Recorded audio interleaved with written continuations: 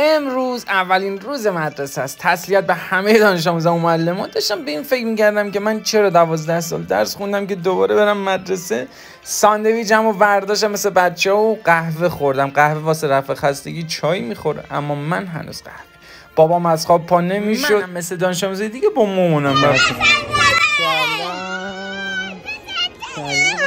کی از همه زرنگ‌تره؟ کی از همه باهوش‌تره؟ کی از همه زشت‌تره؟ ما چی بگیم؟ خوشگله دیوانه. معاون دیگه‌مون داشت راجع به بهداشت میگفت که من با دست به بچه‌ها آب دادم. گریه کلاس اولیه همیشه بوده و هست تا مهربونیاشون.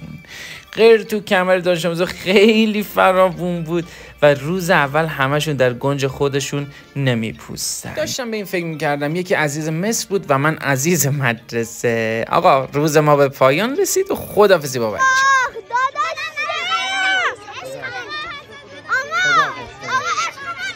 مرسی.